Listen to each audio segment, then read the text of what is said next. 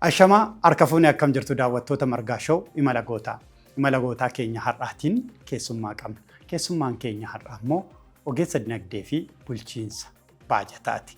Namumsaa wajjin jirra. Kaadhimamaa Dooktaraa Nufaana bu'aa ammas guddaa galatoom baga gara Margaa Show imala gootaatti nagaan dhufte. Isinis ulfaadhaa keessummaa keessan gootanii waan neeffertaniif ulfaadhaa isiniin jenna galatooma. Ulfaadhaa namumsaani achi kaa. Namumsaan jedhama dhalootaan Oromiyaa damee lixaatti kanan dhaladhee guddadhe. Godina Wallagga Bahaa aanaa Haroo Limmuutti kanan dhaladhee guddadhe. Digirii kiyyaa jalqabaa Bulee Horaa Yuunivarsiitiitti baradhe. Digirii lammaffaa Biizines Adiministireeshinii Wallaggaa Yuunivarsiitii irraa fudhadhe.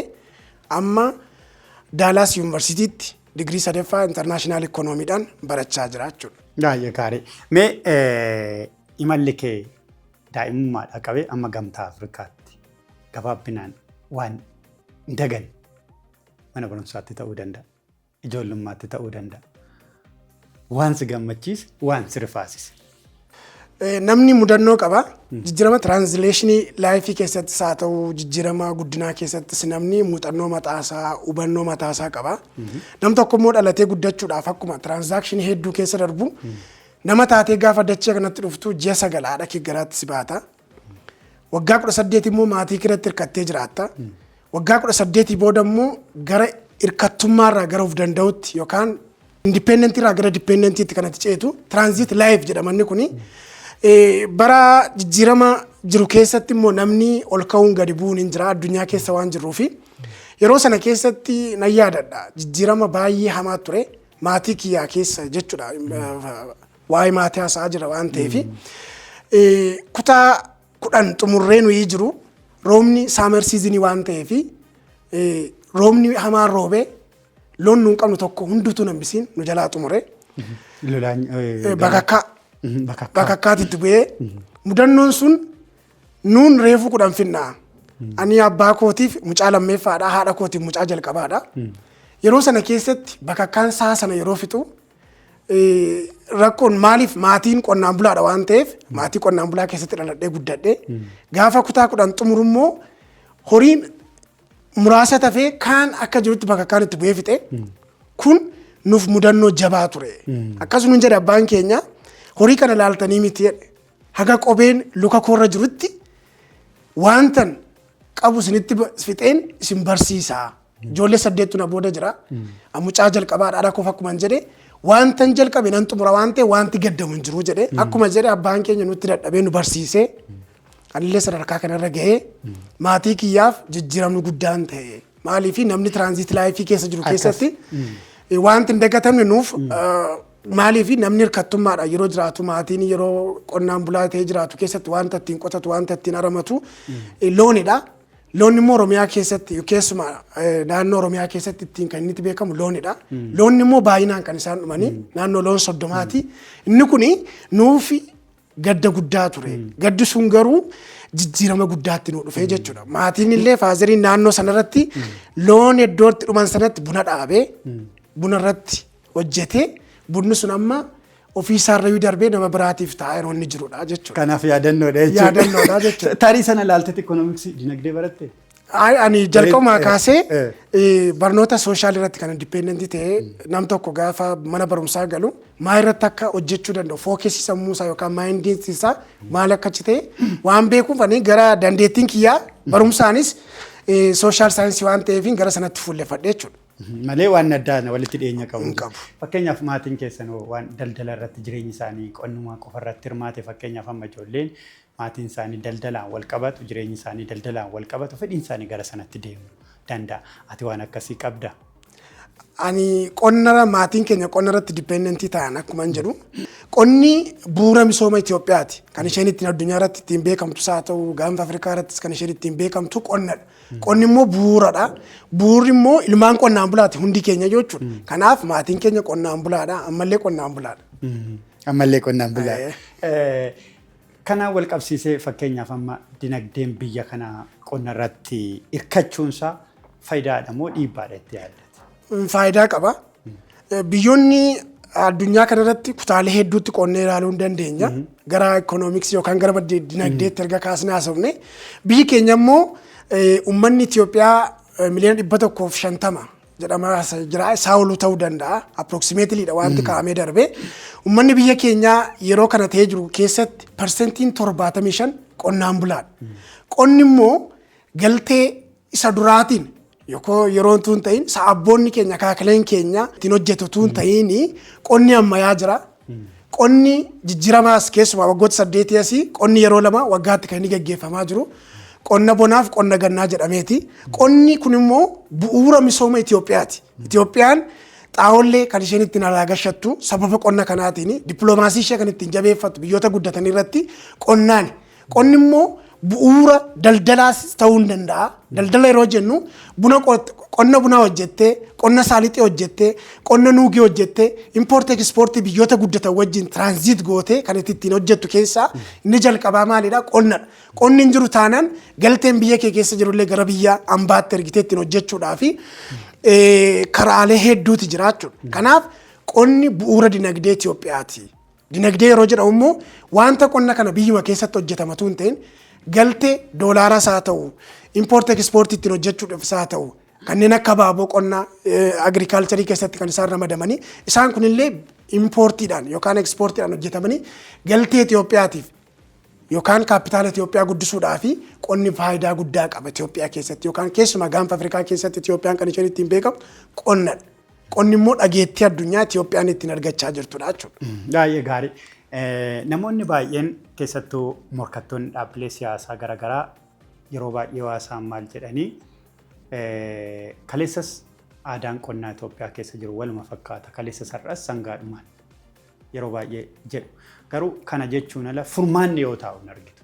Fakkeenyaaf amma sangaan waggaa 100 qotte yoo ta'e sun garamitti jijjiiramuu qaba. Jijjiiruuf moo maaltu hojjetamuu qaba waan ta'eef yeroo baay'ee furmaata ta'ee mul'atu. Aadaan qonnaa Itoophiyaa yookaan aadaan oomishaa Itoophiyaa jijjiirame moo hin jijjiiramne warra kam keessa jirtan? Ani akka dhalataa Itoophiyaa tokkotti guddinni biyya kana ilaallata. Biyyaa fi haadha tokko qabna. Haati tokkodha, biyyis tokkodha. Haati xiqqaatu guddatu biyya keetiif waan gaarii yaaduun, biyya keef waan gaarii hawwuun siyaasas miti, dantaa siyaasarraa argamus miti. Biyyi tokko immoo guddachuudhaaf akkuma duraan kaasaa turre amma dippiloomaasiin nu dhalataa Itoophiyaa yookaan naashinaalitii Itoophiyaa tuun ta'in biyyi tokko guddachuudhaaf qonna ammayyaaf qonna dura inni jedhamu qonna ammayyaa keessatti Itoophiyaan duraan waggoota 28 dura waggoota 100 dura Itoophiyaan jaarraa hedduu lakkoofsisetti kan uumamte qonni yeroo sanaa qonna gannaa qofadha. Itoophiyaan qonna marsaa lamatti kan isheen qooddee fayyadamtu qonna bonaaf qonna gannaa jettee jechuudha. Qonni bonaa jechuun jijjiiramaas keessumaa guddinni Itoophiyaa addunyaa irratti GDP'n Itoophiyaa waggoota 8 darbanii asii biyyi keenya Itoophiyaan guddina mataa ishee agarsiisaa jirtu keessatti guddina gulantaa isheen bara 2025-26 gulaaltee dabartee fi xiinxaltoonni ikoonomistoonni biyya keessaa fi keessumaa IMF World Bankiin ilaalanii darban guddinni Itoophiyaa qamadii kadhaarraati Raashiyaa fi Yuukireen irraa hafe akkuma guyyoota kaleessaa marii biyyaalessaa keessatti Itoophiyaan rool moodelii Afrikaati. Akkuma Obaasanjoo Komishinii Gamtaa Afrikaatti bakka bu'aan marii biyyaalessaa guyyoota kaleessaa hirmaachaa turanii Itoophiyaan rool moodeliiti yookaan fakkeenya Itoophiyaanotaati. Akkuma Adwaa irratti injifannoo mataa ishee gonfattee dabarte ammas gama dinagdee qonnaatiin Itoophiyaan qamadii kadhaarraati gara impoortii gochuutti of dandeesse nyaataan of danda'u jechuun dhibbaa dhibbatti biyya kee keessaa kadhaan afatuun ta'in gama dinagdeetiin yeroo ilaalamu gama siyaasaatiin yeroo ilaalamu biyyi tokko guddatti kan jedhamu rakkataan namni kadhatu biyya kee keessa hin jiru jechuu osoo hin ta'in biyyoota guddatan keessa jira. Biyyoota akka Ameerikaa, Raashiyaa, Yuukireen, Biriteen, Jaarman keessayyuu namni kadhatu hin jira. Biyya keenya keessas gaafa dhuftu parsentii dhibbantaadhaan kadhaan afatuun ta'in wanta irratti muuf gootee kadhattu hin jiraata. Akka biyyaattis hirkattummaadhaan wantoonni garaagaraa ilaalamuu hin danda'a. Gama dinagdeetiin kutaa hedduutti baasnee ilaaluu hin dandeenya. Dinagdeedhaan garuu yeroo ilaallu keessatti biyyi tokko of dandeesseetti jechuun kadhaarraa ofirraa dhaabdee wanta biyya ishee keessa jiru jabeeffachuu jechuun qonna waggaattan lama gochuun hirkattummaa jalaa ba'uufidha malee ittiin wanta biraa hojjechuun miti. Wanti biraan immoo gama dinagdeetiin yeroo ilaalamu biyyi keenya Itoophiyaan addunyaa irratti keessumaa gama dippiloomaasii gama nageenya gaanfa Afrikaa eeguudhaanis haa ta'u gama waliin hojjechuu biyyoota guddatanii wajjinis biyya dhageettii qabdudha kan isheen ta'aa jirtu. Inni kun immoo Itoophiyaadhaaf maqaa gaarii dippiloomaatonni biyya keessa jiran dippiloomaatonni biyyoota biraa jiran moototni biyyoota hedduu yeroo isaan Itoophiyaa daawwatanii jiraata.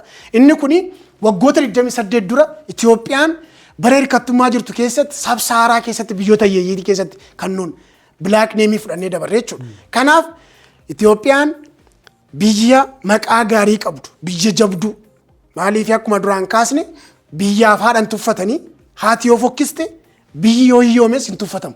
Biyya waliin qabna biyya keef hojjetta lammii biyya keetiif hojjetta atis wanta miidiyaa bantee biyya keetiif dhageettii biyya keetiitiif fuula kee aayidiyaa kee kanatti biyya keef gurgurtoo jechuudha. Kanaaf biyyi tokko guddachuun immoo dhibbaa dhibbatti rakkataan yookaan dhibamaan dhibatuun ta'ini waan hundumtuu irraa jalaan guuta. Namni mana isaa keessaa daa'ima 3-4 qabuyyuu irraa jalaan guutaa deema malee takkaatti waan faasiliteetii maatii tokkoof guutamu guutee hin darbu.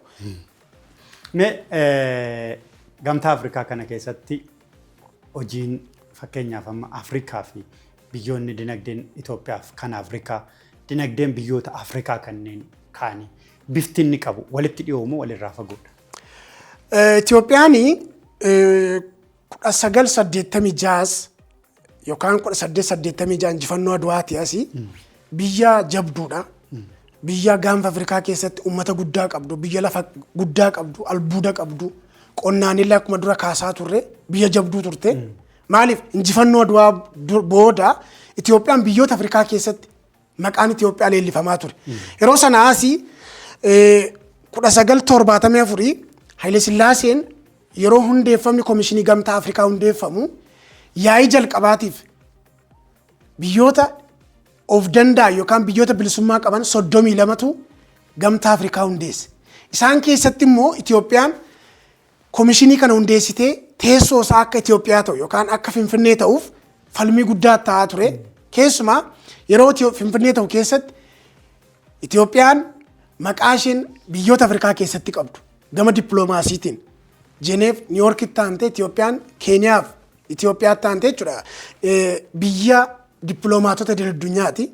Biyya teessoo dippiloomaatii hedduu qabdudha. Gamtaan Afrikaa immoo Afrikaa keessatti nageenya warroomaa eeguuf gama dinagdeetiin gama fayyaatiin akkuma ilaalamu gama fayyaatiin dhaabbata CDC jedhamu hundeessee dhimma fayyaa irratti yeroo hojjetu hin jiraata. Pilaatfoormii kan CDC Afrikaa irra galamee ilaalamuu hin danda'a. Gama komishinii nageenyaatiin immoo nagaa eegdota mataa isaa hundeeffate akkuma dhaabbata biyyoota gamtoomanii akkuma dhaabbata komishinii Awurooppaa akkasuma kunis komishinii ta'ee biyya keenya keessatti dhaabbachuun isaa Itoophiyaatiif vaaliyuu qaba.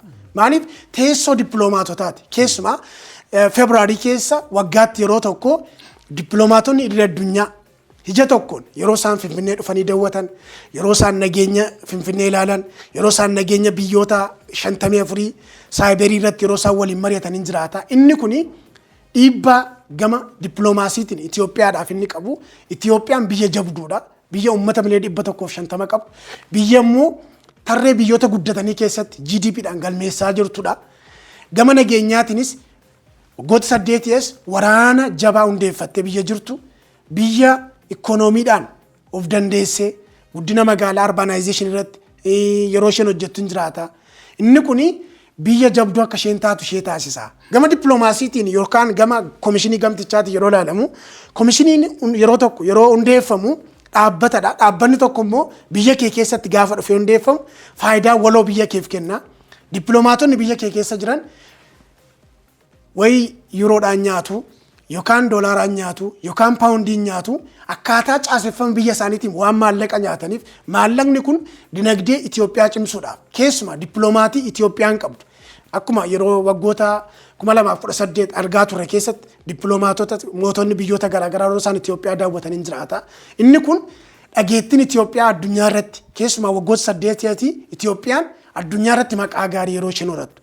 Keever yookaan black name povertyidhaan saduraan galmooftee turte ofirraa kaastee biyya of dandeessu keessumaa liqa biyyoota sab-saaraa keessatti keessumaa South Sudaaniif yeroo isheen kennitu hin jiraata. Kennamee jira. Itiyoo Jibuutii daandiin hojjetamu maallaqa Itoophiyaatiinidha. Itiyoo Keeniyaa daandiin hojjetamu maallaqa Itoophiyaatiinidha. Keessumaa nageenya warraa eeguudhaaf illee gaanfa Afrikaa keessatti Itoophiyaan humna nagaa eegdotaatiin dippiloomaasiidhaanii yeroo isheen nagaa eegdota ishee gara Somaaliyaatti yeroo isheen bobbaastu hin jiraata. Inni kun bu'aa Koomishinii Gamtaa Afrikaatiin kan argamedha jechuudha. Baay'ee gaarii. Mee Itoophiyaan biyyoota Afrikaa keessaa biyya qabeenya qabdu fayyadamaa jirtudha jennee lafa kaa'uu dandeenya. Itoophiyaan waggoota 28 dura namoota murna murtaa'eetu fayyadamaa ture. Dantaa mataa isaaniitii fi dantaa eegumsaa seekuritii isaanii fayyadamaa turanii qonna dabalatee, warqii dabalatee, saalixa dabalatee, agirikaalcharii industirii dabalatee duraan waggoota 28 dura qabeenya Itoophiyaa abbootiin qabeenyaa biyyoota bakkee fayyadamaa turanii keessumaa warqii irratti qabeenya Itoophiyaan qabdu saayintistoota yookaan beektota biyyoota biraa fayyadamaa ture. Beektota Itoophiyaan qabdu immoo beekaa ishee qabeenya ishee duraan namni itti fayyadamaa ture. Waggoota 8 as jijjiiramaas immoo qabeenya Itoophiyaas haa ta'u, albuuda Itoophiyaas haa ta'u, humna nama baratee Itoophiyaas haa ta'u kan fayyadamaa jiru Itoophiyaanota. Yeroo jennu keessumaa warqii baasuudhaaf mootummaan jijjiiramaa waggaa 8 asii biyya keessatti jijjiiramoota hedduu loojoo albuudota garaagaraa gara biyyoota bakkeetti erguu isa kana dabalatee biyyi keenya fayyadamaa ta'aa jirti. Industirii wajjinis wal qabatee keessumaa lammiin Itoophiyaa yeroo inni ofii isaatiin itti fayyadamu hin jiraata. Gama dinagdeetiinis wanti hundumtuu gama dinagdee jalatti kan inni tarraa'aa jiru. Dinagdee keessatti qabeenya Itoophiyaan qabdu duraan hormi kan fayyadamaa ture haftee dinagdee isaa, haftee albuuda isaa, haftee qabeenya albuuda Itoophiyaan qabdu yeroo ammaa jijjiiramaas biyya keenya keessatti Itoophiyaan ofii ishee yookaan keessumattuu lammiin Itoophiyaa ofii isaa akka fayyadamuuf mootummaan abbootii qabeenyaa gara qonnaa albuuda warqee baasuutti, gama dhagaa cilee baasuutti, Asoosaa keessatti, naannoo Gambeelaa, asiin naannoo Tigraay keessatti, asiin illee Oromiyaa keessatti, bakkoota garaagaraa keessatti warqiin bahaa jiru dhalattoota Itoophiyaatiinidha. Inni kun gama faayidaa dinagdeetti yeroo ilaalamu warqiin bahu kun faayidaa waloo biyyattiitiif kan inni oolu. Maaliif abbootiin qabeenyaa waggoota 28 dura fayyadamaa turanii kaan biyyoota bakkeetti ittiin mana ijaarratu, kaan immoo biyya keessatti ittiin qabeenya gurguddaa horatu. Qabeenyi isaanii in odiiti yookaan odiitii aladha. Waggoota 8 as garuu mootummaan qabeenyota biyya keessatti bahu odiitii mataa isaatiin, odiitii keessoodhaan, odiitii bakkeedhaan yeroo odiitii godhee qabeenyi Itoophiyaaf akka ta'u. Keessumaa gama albuudaa wajjin wal qabatee haalonni jiran Itoophiyaa keessatti wanti barbaachisu hundumtuu nagaa Itoophiyaa eeguudhaaf kallattii kamiinuu Itoophiyaa keessatti uummanni akkaataan itti fayyadamu. Dantaa uummataa, dantaa faayidaa waloo biyyattii akka inni ta'uuf mootummaan caaseffama haaraa abbootii qabeenyaa gara hojiitti galchuu, daldaltoota yookaan investeroota gara hojiitti galchuu, abbootii qabeenyaa biyya bakkeetti gara Itoophiyaa dhufan immoo akkaataa danda'ametti karaa seera qabeessaa gochuu. Duraan qabeenyonni Itoophiyaa keessaa gara haalaatti ba'an karaa kontiroobaandii yookaan karaa daldala seeraan alaatiin inni kunillee waggoota 8 as qabeenyi Itoophiyaan qabdu akkaataas caaseffama mootummaatiin naannolee kellaa yookaan daangaa biyyoota wajjin wal naannessan irratti qaraxa mataa isaa kaffalamee yookaan vaatiidhaan rejisteer ta'ee seera qabeessaan yeroo inni itti darbu hin jiraata jechuudha. Kanaaf qabeenyi Itoophiyaan qabdu waggoota 8 asii dantaa biyya keessaa eeguudhaaf yookaan dhalattootuma Itoophiyaatiin albuudii Itoophiyaa keessa jiru qorannoodhaaf illee saayintistoota bakkeedhaaf fiduutu hin ta'in qorannoodhaan saayintistoota biyya ishee keessaatti yeroo isheen itti qorattee gara dantaa biyya ishee keessaatti gara faayidaa walooma biyya keessaatti kan inni ittiin deebi'aa jiru jechuudha. Amma yeroo baay'ee meegaa piroojeektii yookaan piroojeektota gurguddoo biyya kana keessatti ijaaraman humni Itoophiyaa piroojeektota akkasii ijaaruu irratti gaheera jennee afaan guunnee dubbachuu dandeenya. Kanaaf ragaaf sababa maal kaasuu dandeenya? Meegaa piroojeektii jechuun Itoophiyaan waggoota 8 as waggaa 8 baay'isaan jiran deddeebi'ee maaliif isaa duraa fooltee hedduu qaba. Kan waggoota 8 asii haasa'uu nutti tola. Maaf nuun dhaloota dhiyooti. Kan duraa seenaa beekna. Kan waggoota 8 asii garuu GDP'n Itoophiyaan qabdu dantaa biyya keessaa eegsisuudhaaf ji'opolitiksii ikoonoomii keessatti illee yeroo Itoophiyaan haalbiree biyya ishee keessaa keessumaa gadaa ikoonoomik zoonii Oromiyaadhaan kan ijaaramaa jiru hin jiraata. Waarshaan xaa'oo mootummaa federaalaan ijaaramaa jira. Buufanni xiyyaaraa Bishooftuu mootummaa federaalaan ijaaramaa jira. Waarshaa naachuraal gaazii Itoophiyaan hojjechaa jirtu waarshaa warqii albuudaa kan gati jabeeyyii ta'an keessumaa naannoo Kumruq Asoosaatti kan hojjetamaa jiru. Isaan kun fakkeenya meegaa piroojeektiiti. Maaliif biyyi hin guddanne jechuu danda'ama. Ragaa ikoonomistoonnii fi IMF fi World Bankin Itoophiyaaf kennanii fi ragaa Itoophiyaan guddachaa jira jettu yeroo inni walqixxaataa jirutti keessumaa 9.28 yeroo inni ta'ee jiru Itoophiyaan bara baajataa 2019 keessatti immoo baajata tiriliyoonii 2.34 yeroo isheen raggaasifattee jirtu keessatti gama baajata addunyaalessaatiin immoo doolaara Ameerikaa biliyoonii 14.7 baajanni kuni dantaa biyya kee keessaa eegsisuudhaaf piroojeektota biyya kee keessa jiran guddisuudhaaf yookaan xumursiisuudhaaf daandilee biyyoota garaagaraatti waliin qunnamsiisu keessumaa Horn of Afrikaa keessatti biyyoota hedduu wal qunnamsiisuudhaaf Itoophiyaan karoorfattee jirtu kan Itoo Saawut Sudaanii fakkeenya guddaa fudhachuu dandeenya. Maallaqa achirratti investii ta'aa jiru nageenya seekuriitii saayibarii Itoophiyaaf Saawut Sudaan eeguudhaaf gama dippiloomaasiitiin yeroo ilaalamu karaa Jibuutiitti wajjin wal qabatee daandiin Somaalilaandii wajjin wal qunnamsiisus hojjetamaa jira. Inni kuni gama dinagdee yookaan gama ikoonomiksiitiin yeroo ilaalamu biyyi guddachaa jirti jedhama. Baajanni Itoophiyaan bara kana tiriliyoonii 2.34 qabattee jirtu immoo guddina Itoophiyaa waggoota 10 keessatti 2 years you have left waggaa 2 jiru keessatti immoo Itoophiyaan guddina gulantaa GDP ishee yookaan gara 10.24tti guddisuudha waan karoorfattee jirtuuf biyyi kun waggoota 28 dura biyya liqii addunyaa irratti hirkattee jirtu. Biyya qamadii biyyoota guddatanii gashaa turte. Amma Yukireeniif Raashiyaan wal waraansarra jiru. Qamadiin Raashiyaa fi Yukireen irraa addaan ba'ee gargaarsa biyyoota Afrikaa hedduudhaaf akka Afrikaanonni dammaqan godhee jira.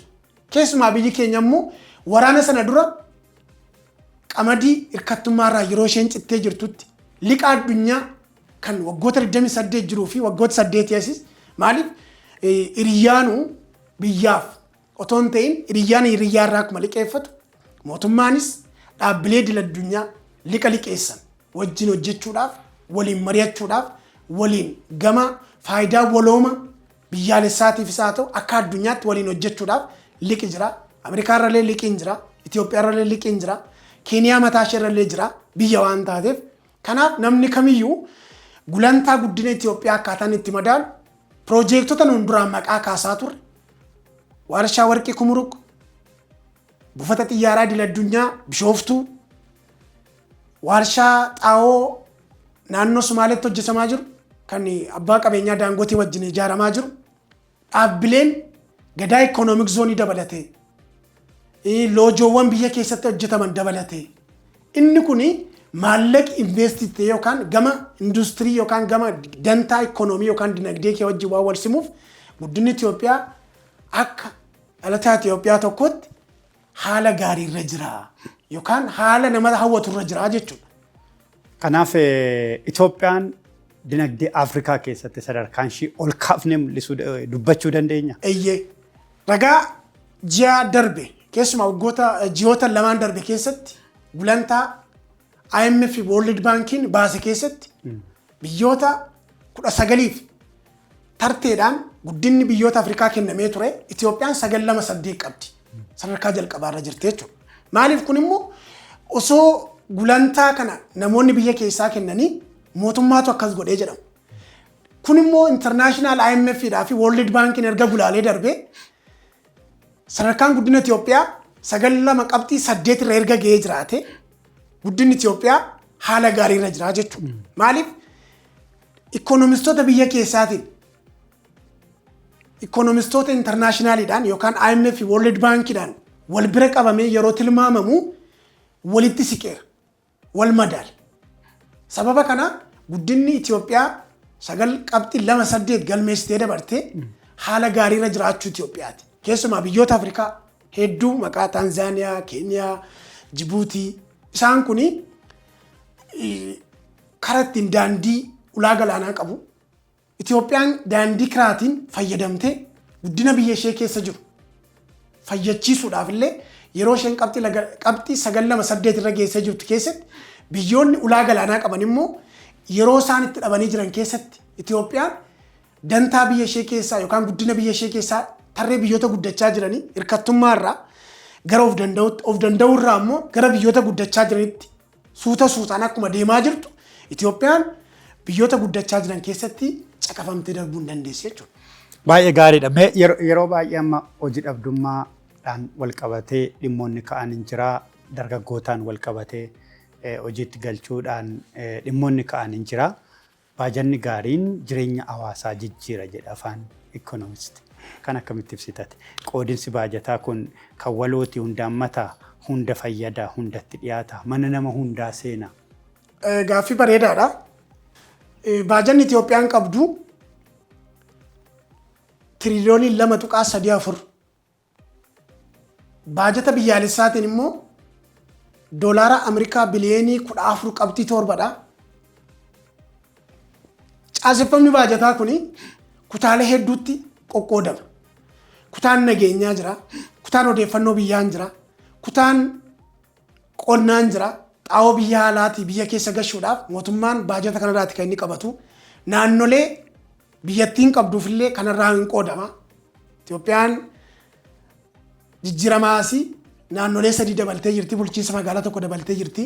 Inni kuni hojii dhabdootaaf keessumaa mana nama hundumaa galuudhaaf gama xaa'oo yookaan biyyoota hambaarraa galaniif yeroo ilaalamu mootummaan xaa'oo 2019 fayyadu 2017 fi 18 gasha piroodaaktii isaa achi buustee jechuudha. Sababni isaa shipping irratti Itoophiyaan biyyoota qaban irraa dikiraadhaan waan fayyadamtuuf inni kuni gama xaa'oo wajjin wal qabatee baajanni Itoophiyaan qabdu mana qonnaan bulaa tokko hin seena yookaan hin gala. Gama biraatiin immoo barnoota wajjin wal qabatee manneen barnootaa jalqabaa keessatti Itoophiyaan jijjiiramaasii mana barnootaa hundaa keessatti nyaata jalqabaa daa'immaniif yeroo inni itti kennu hin jiraata. Harka qalleeyyiin yookaan namoonni karaarra jiraatan daa'imti isaanii sababa nyaataa mana barnootaa nafiin jedhee guyyaatti yeroo 3 yeroo inni itti nyaachisu hin jiraata. Kana supervisionii dippiloomaatota garaagaraa wajjin deemamee ilaalameera.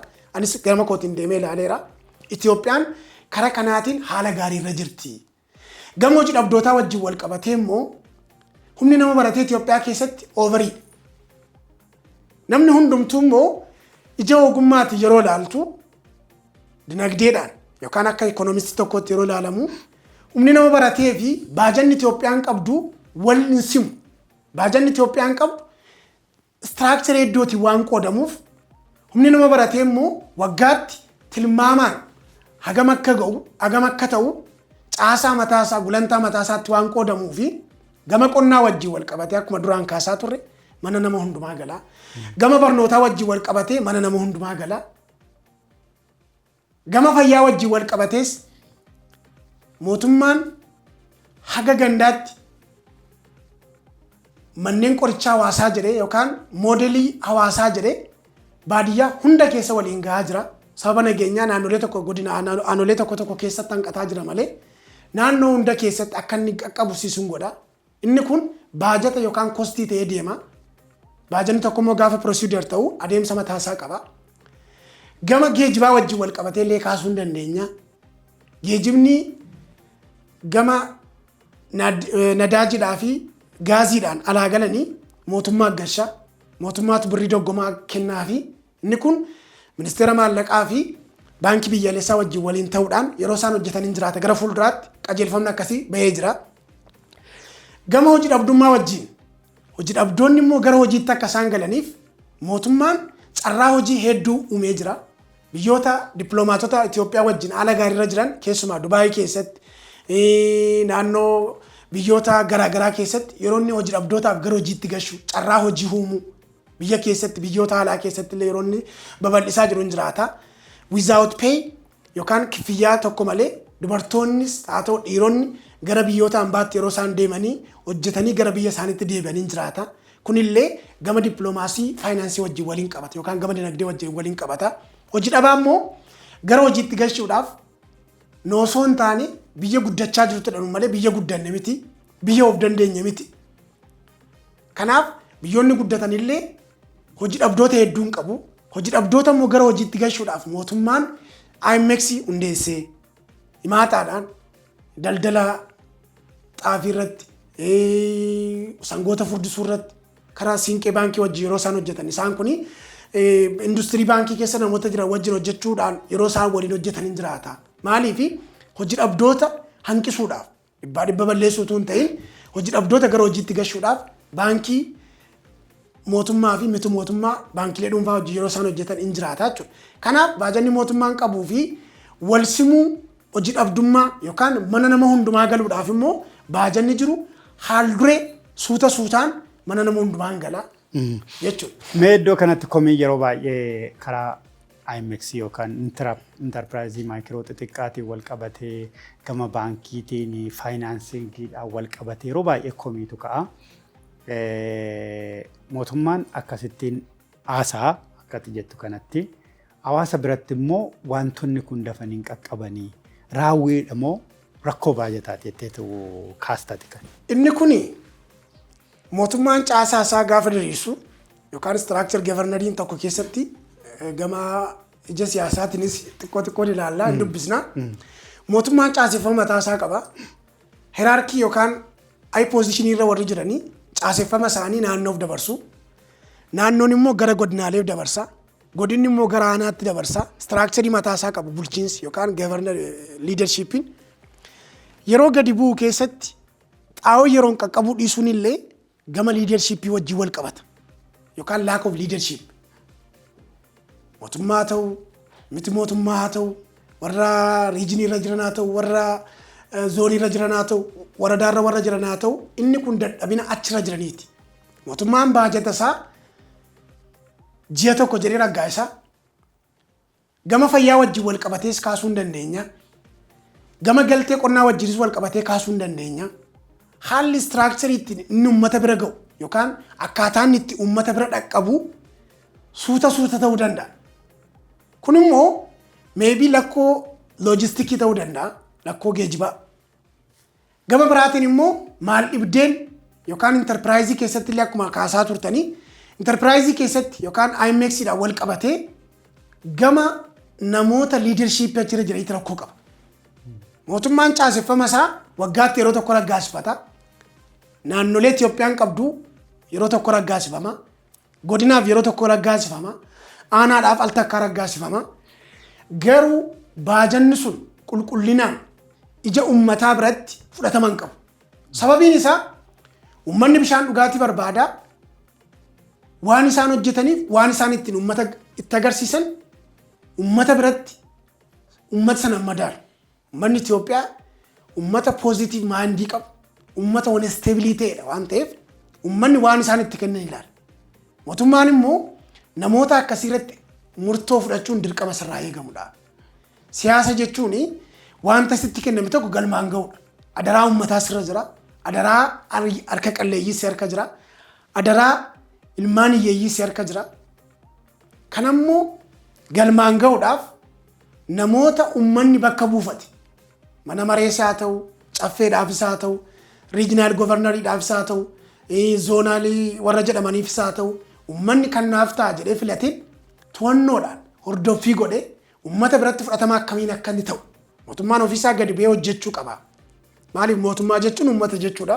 Uummata jechuun immoo matumtisaa mootummaadha waan ta'eef. Mi'a amma iddoo kanatti fakkeenyaaf amma akka ogeessa dinagdeetti yookaan akka nama dinagdee tokko beekuutti gabaan yeroo faana deema.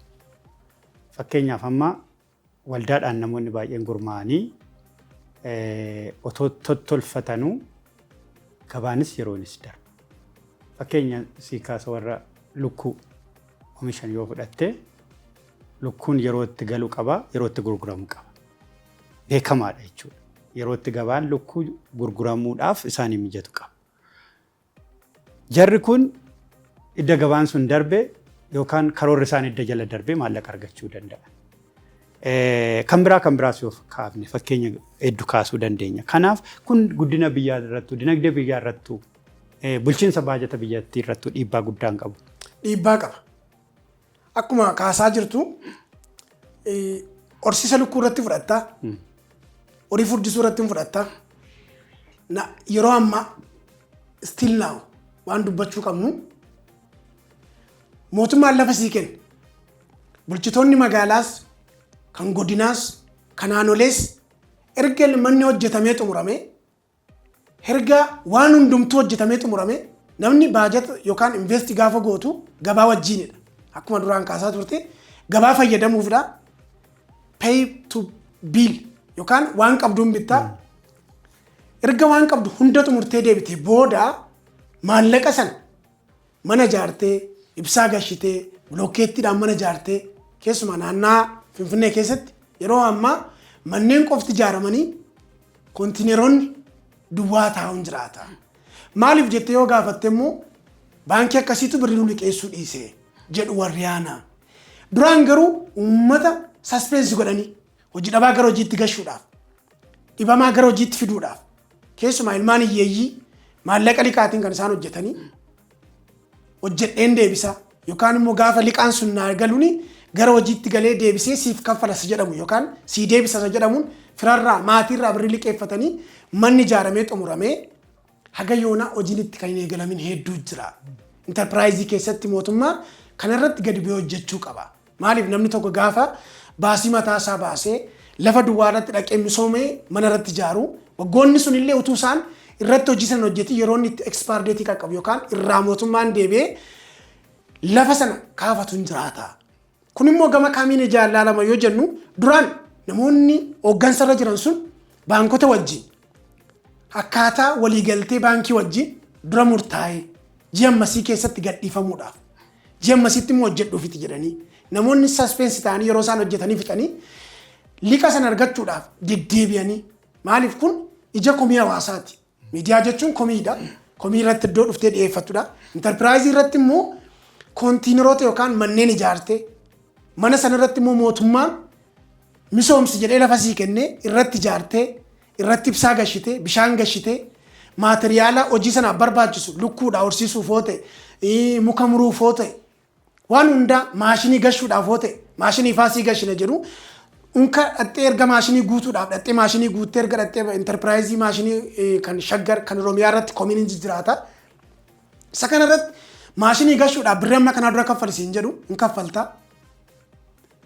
Erga dhattee kaffaltee deebitee maashiniin waggaa tokko faatti yeroo hin dhufu hin jiraata. Kuni gama komii uummataatiin waggaa tokko gabaa biraa haftee liqa namaa qabattee liqa hiriyyaa qabattee liqa maayikiroo faayinaansii xixiqqaa garaagaraa qabattee illee yerootitti gabaa biraa haftu hin jiraata.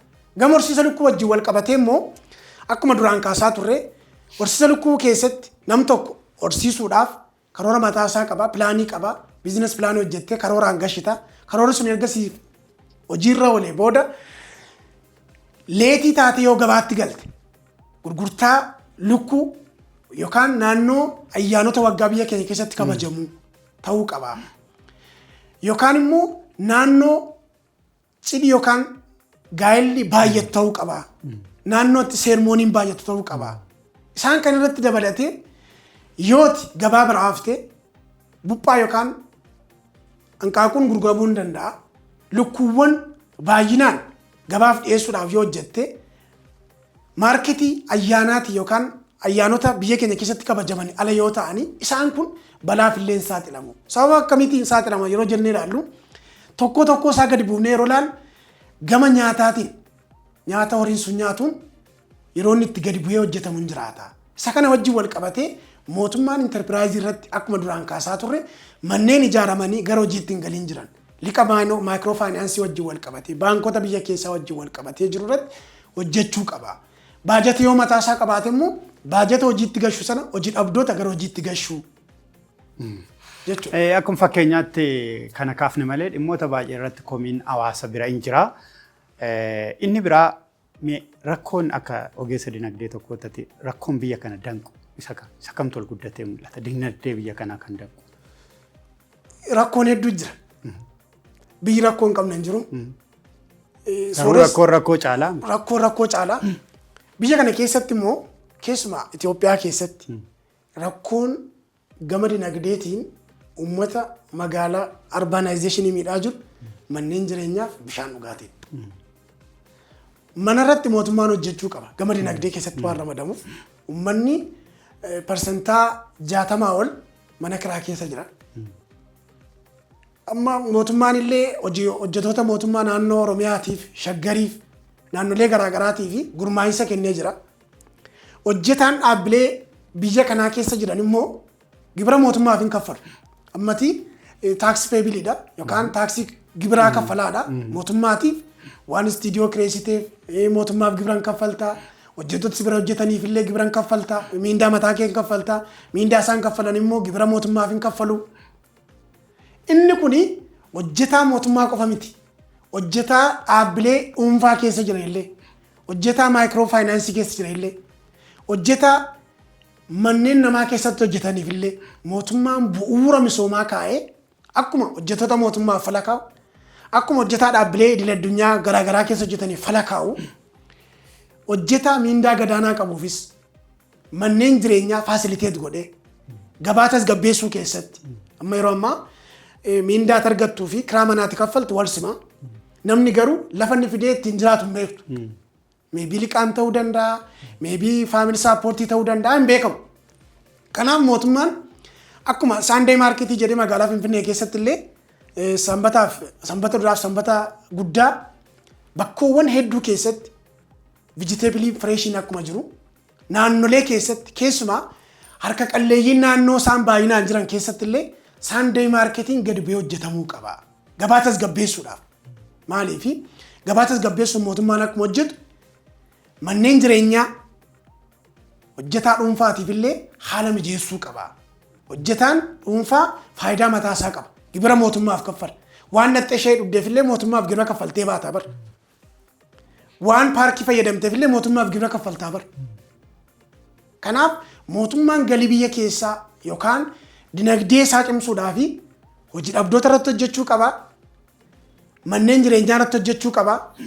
Qaaleensa jireenyaa yookaan ikoonoomii ooverii satee irratti jechuudha bar. Galteewwan biyya kee keessa jiran immoo irratti hojjechuu qabda. Kan biyya ambaatii dhufu mee waan gabaa sanbataaf dilbataa amma kaafte kanatti iddoo tokkotti waan akkasii jalqabame garuu itti fufinsa hin qabaatu. Ammuma eebbifamee irraanfachiifamu qofatti gatiin isaan ittiin gurguranis gatiin madaalawaadha jedhee fakkeenyaaf Finfinnee kana keessatti wanti arginu baay'een isaa wanti gaariin jiran. Waan akkanaa babal'achuu qaban eeyyeen. Iddoo biraa yoo deemte garuu ammuma miila eebbifamanii sana booda gatiin madaalawaa jedhame sunis irraa ka'a. Even bakka isaanii dhiisanii haalli itti deeman jira. Inni kuni yeroo baay'ee seera ikoonoomii keessatti kwaalitii and kwaantitiin hin jiraata. Kwaalitiin ol ka'a. Kwaantitiin garuu baay'inadha. Sunday marketii kanarrattis mootummaan waa inni gochuu qabu state marketiin hin jiraata. Seera dinagdee gabaa tasgabbeessuu keessatti gabaan tokko to'atamuudhaaf mootummaan ulaagaa mataa isaa qaba. Ulaagaa ittiin to'atu qaba. Giraamii kaayuu qaba. Kiiloo kaayuu qaba. Yeroo baay'ee immoo gabaa kana keessa gaafa deemtu inni suuqidhaa fi inni Sunday marketii hojjetu bakka tokkoo fida. Waan gross area isa jedhamu bakka tokkoo fida. Gaafa fidee gurguru sana immoo namoonni Sunday marketii irratti hojjetanii akka infoon qabutti mootummaatu saappoorti godhaa yookaan gara cooperative agency warri ta'an jiru. Kara waldaalee mootummaa wajjin hojjetan. Waldaa hojii gamtaa jalatti galmaa'anii seera qabeessaan kan galmaa'anii jiru. Isaan kuni mootummaatu akka isaan gabaaf dhiyeessan godha. Xaafiin amma hin jirachi. Shunkurtiin hin jira. Dinnichi hin jira. Firaafireen hedduun hin jiraata. Naannolee garaagaraatti keessumaa naannoo garaagaraa yeroo ilaaltu Sunday marketii jedhamee hin barreeffama. Yeroo tokko chiitingiin hin jiraata. Maayibaasii naannoo kee jirutti amma gaafa dhattee ilaaltu sukkaara irraa sinatu, shunkurtii sana irraa sinatu. Kwaalitii isaa osoo hin taane kwaantiitii barbaada uummanni. Isa kanarratti immoo mootummaan kwaalitii isaa eegee fayyadamaa uummata walooma gochuudhaaf. Akkuma mootummaan fayyadamummaa uummata waliigalaa jedhee karoora mataa isaa qaba, pilaanii mataa isaa qaba. Warri cooperative agency ta'anii mootummaa wajjin hojjetan immoo agency sanaan erga galmaa'anii ordoffii gochuu qaba, gamaggama gochuu qaba. Amma maayibaasii yookaan waldoota bu'uuraalee misoomaa jedhamanii cooperative agency jalatti galmaa'anii jiranii sukkaara isaan nagadan, zayita isaan kennan yeroo baay'ee hir'ina jira jedha uummanni komii hin kaasa. Komii kana immoo mootummaan gadi bu'ee agency sana to'achuu odiit gochuu qaba.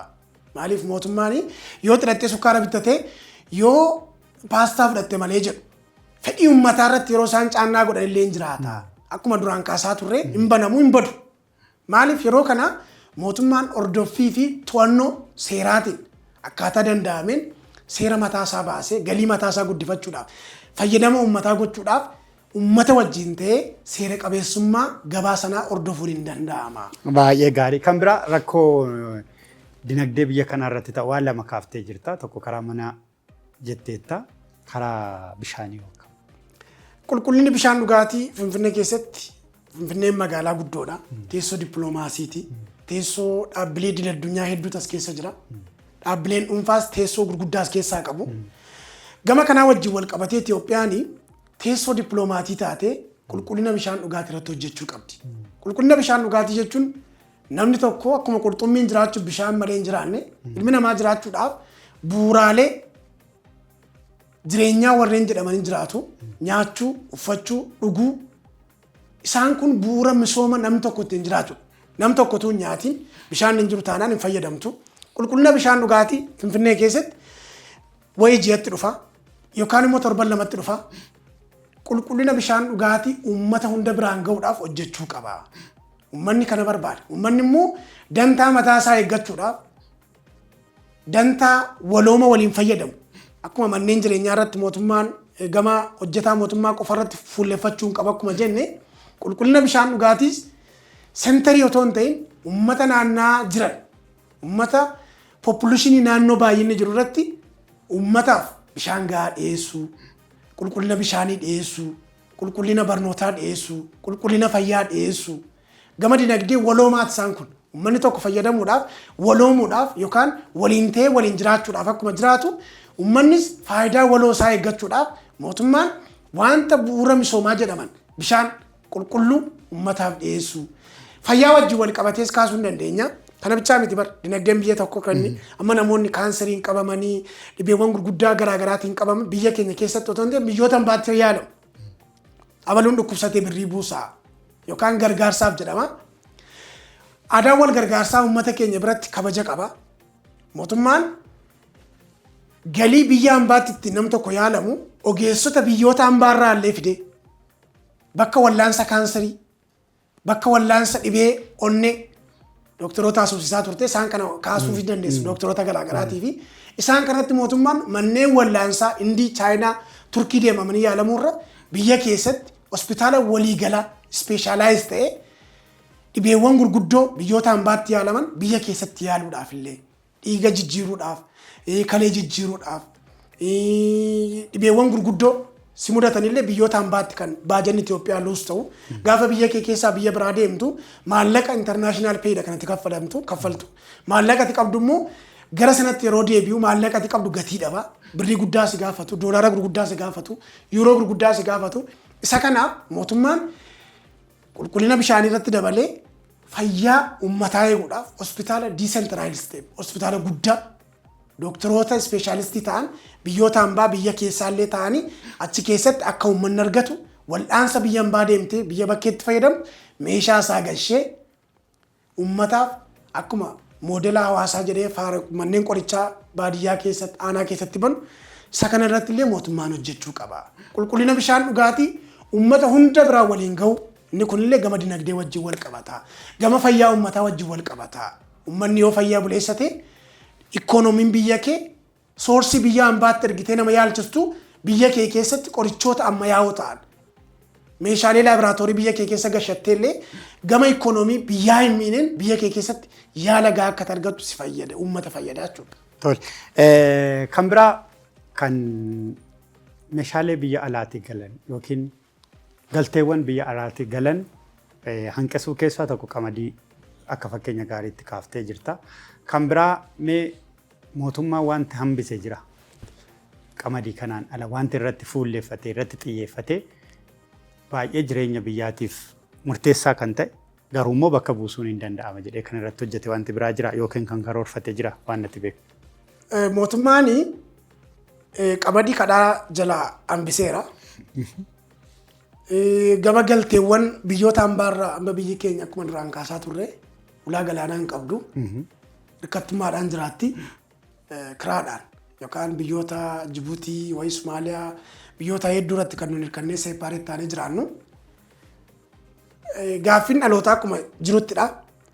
Ulaa galaanaa deeffachuun waggoota 30 kan dhabne waggaa 30 asitti immoo deeffachuu hin dandeenya jedha muummichi ministeeraa. Biyyi keenya Itoophiyaan hirkattummaa qamadii jalaa baanee jirra. Gama biraatiin immoo hirkattummaa industirii isa jedhamu. Biyyi tokko kwaalitii guddina GDP ishee kan isheen dabaltu galtee biyyoota hambaarraa galan uffata yookaan kiloozii dabalatee. Maaliif wanta biyya keenya keessatti hojjetamu gatii hin laannuuf yookaan vaalii hin laannuuf uffata isaa ta'u kophee isaa ta'u makiinaa isaa ta'u wanti kamiyyuu wanta namni itti manaa bahu wanta biyya hambaarraa galu. Mootummaan immoo isa kana kadhaa yookaan dinagdee isaa guddifachuudhaaf industirii biyya kee keessa jiru irratti hojjechuu qabda. Keessumaa industiriin baay'een hin banama. Faashinee bilee hedduu akka hin badu deebanii. Maaliif maarketii namoota irraa fudhatantu dhiba. Maaliif namni keenya hirkattummaa biyyoota adii irratti waan hirkatee jiruu fi akkuma yeroo qamadii sana akkuma yeroo hirkattummaa sab-saaraa jalatti ramadamnee jirru biyya hiyyeeyyii jalaati. Biyyoota guddachaa jiran keessatti immoo erga dhannee galmoofne hirkattummaa dinagdee jalaa bahuudhaaf hirkattummaa galteewwan biyya hambaarraa biyya keessa galu jiruudhaa fi amma mootummaan xaa'oo biyya hambaarraa Raashiyaa, Yukireen, Ijiptirraa kan galle warshaa xaa'oo abbaa qabeenyaa Daangotee wajjin walii mallatteessee hojiirra jirama. Inni kun gama industirii qonna keessatti ramadamee darbuu ni danda'a. Maashinoota qonnaa biyyoo keessatti hojjetaman gara qonnatti deebisu. Inni kun hirkattummaa qonnaa biyya hambaarraa galu biyya kee keessatti hojjettee agirikaalcharii biyya kee keessa jiru guddisuudhaaf hin ta'a. Industirii uffataa wajjin wal qabatee, industirii xaa'oo wajjin wal qabatee, industirii qorichaa wajjin wal qabatee, qorichoonni illee moodelli immunitii yookaan qorichi sun fayyadu tokkuma ta'ee Jaarmanii, Faransaayii, Itoophiyaa jedhamu. Yeroo baay'ee gatii guddaa kwaalitii kan qabu Faransaayii fa'i. Kun kwaalitii biyya keetiif laachuu dhabuudhaan mootummaan isa kanarratti kwaalitii biyyaatiif kennuudhaaf akkuma amma biyyoota Hindii faayoo deemte uffata isaanii malee uffata biyya biraan uffatan. Sababiin isaa maali? Duraan Indoonni Itoophiyaa keessa sababa barsiisummaa leekchariidhaaf biyya Itoophiyaan dhufu waggaatti uffata uffatan baajata isaanii barbaachisu hunda fudhatanii dhufu. Maaliif? Uffata biyya namaan uffatan. Industirii biyya namaan fayyadaman. Uummanni keenya garuu industirii magaalaa kee keessa jiru teessee industirii biyya kee keessaan fayyadamtu. Kun immoo biyya keef kwaalitii dhabuudhaaf kwaalitii biyya keef yoo laatte soorsii biyya kee keessa jiru yeroo inni itti guddatu. Waan sun hubannoo dhabuudhaan moo xiyyeeffannaa kennuu dhabuudhaan. Fakkeenyaaf amma yeroo baay'ee amma meeshaa wayii bituudhaaf yoo deemne gatiin gadi buunaan hin shakkina. Hin shakkina. Jalqabuma kwaalitii maatarii isarratti shakkii qabna jechuudha. Biyya keessa. Tokko isa. Lammata immoo takka immoo ilaallu kanumti biyya keessatti oomishaman gaafa qixa biyya alaa ta'anii argamanis yookaan immoo isa biyya alaatii dhufan gaafa caalanii argamanis arginee jirra. Suni hoo akkamittiin ilaalama? Kwaalitii fi kwaantitii akkuma jenne. Kwaalitii jechuun namni wanta kwaalitii barbaada. Kwaalitii immoo industiriin biyya keessaa baasuudhaaf faashineebil ta'uudhaaf piroodaaktii duraan qabdu istookiidhaa qabdu gaba gabaatiif dhiyeessu. Hoolseelsiidhaaf dhiyeessu. Istookii keessaa baasu. Maaliif intarnaashinaal moodel ta'uudhaaf jechuudha. Qorichootas biraandii biyyoota bakkee kan fayyadamnu maaliif beektaa? Immuniitiitu wal caalaa jedhama. Yookaan fayyummaa isaatu wal caala. Ogeessi fayyaas akkas yeroo ta'e bitatu. Faransaay isaan qabudha. Sabiyya keessaan qaban. Sababiin isaa maaliifi kwaalitii biyyaa gadi buusuuf osoo hin taane kwaalitii maateriyaalii sanaa gadi buusta. Kwaalitii istaandardii kan inni itti ta'u yeroo baay'ee fakkeenyaaf suufii uffannee jirraan ifati suufii uffannee jirru biyya laati. Suufii ambaasaaddar biraandiin immoo Itoophiyaa keessa jira. Ambaasaaddariin Itoophiyaa keessatti biraanchii hedduu qaba. Dameewwan hedduudhaan kan hojiitti bobba'ee jiru industirii gaarmentiidhaan jechuudha. Gaarmentiidhaan kan hojiitti bobba'ee jiru maqaa isaatu biraandii ta'e. Waarshaan yookaan industiriin biraa utuu ka'ee banamee akka isaan ta'a osoo jedhee moodela yookaan faashiniin duraan hojjete istookii tuun bahin irratti qaaqate yookaan ekspaardeetiin hin qaqqaba istookii keessatti. Namichi sun maal ta'a kompiliitilii gabaa keessaa rimuuf godhee baasaa jechuudha. Eeyyama cufaa maashina isaan gurguraa gama gabaa haala ta'ee ta'a jechuudha. Gama qorichaa wajjinis wal qabannee Itoophiyaa faarmaazii wajjin wal qabatee qorichoonni Itoophiyaa keessatti yeroo baay'ee gurguraman qorichoota biyyoota biraati. Biraandii biyya bakkee. Maaliif? Yoo dhattee bitte immuniitii yookaan na fayyisuu dhiisuu danda'a jedhamuuf. Garuu akkas miti. Kwaalitii nuun biyya keenyaa piroodaaktiif laannutu gadi bu'aa ta'e. Kana irratti immoo mootummaan kwaalitii biyyaa irratti industirii wajjin wal qabatee ruuzima biyya keessatti hojjetamaa jiru. Mootummaan hojjechaa jira. Ruuziin biyya keessaa yeroo inni itti taa'u hin jiraatu. Namni keenya ruuzoo biyyoota alaarraa galan fayyadamu. Paastaan illee gosa qaba. Gosoota hedduu maqaa dhahamee jira. Isaan keessaa uummata biratti biraandii gaarii kan qabutu fayyadama. Akkuma ambaasaaddari dura kaasne. Isaan kun amma paastaa gaariidhaan. Gin yeroo ilaalamu piroodaaktii isaan nyaataaf barbaachisan gama dinagdeetiin hundi isaa qamadii irraa qophaa'a. Kanaaf gama kwaalitii irratti mootummaan industirii wajjin hojjechuu qaba. Akkuma qonnaaf waarshaa xaa'oo hojjechaa jiru hirkattummaa jalaa bahuudhaa fi kwaalitii piroodaaktii meeshaa sana irratti mootummaan jaj godhee hojjechuu qaba jechuudha. Yaada xumuraa daawwattoota margaashoof qabdu. Duraan dursaa keessummaa kee gootee naaf feeruu keef baay'ee guddaa naa galatoomin jedha. Dhaabbanni kun kan kee miti kan keenyadha. Kan uummata miliyoona 70ti. Uummanni Oromoo miliyoona 70dha. Shawuu kan ammoo gara biraandii amma jirurraa gara biraandii biraatti waggoota attaanan keessatti akkati guddus abdii sirraa qabna. Guddachuun kee guddachuu keenya. Miidiyaan immoo gurra dhalootaati, gurra uummataati, gurra warra eenyummaa hin qabneeti. Kanaaf biraandii kee kana isaa amma jirurraa sitti gammadeen jira. Kanarraa ol kaastee biraandii gaariitiin akka si agarru yookaan akka wajjin waan biraatiin akka wal agarru abdiin qabaa. Margaashawuu tumsuu bira dhaabbachuun immoo gahee uummata Oromoo miliyoona 70maatiin jedha. Guddaa galatoomii kan isin daawwachaa turtan Margaashawuu Imala Gootaati. Keessummaan keenyarraa ogeessa dinagdee fi dhimma baajataa kaadhimamaa dooktaraa namoomsaa Mangashaa wajjiniin turtiin taasifni asumatti xumuramee jira. Torbaan qophii biraatiin walitti deebina. Fayyaa ta'aa.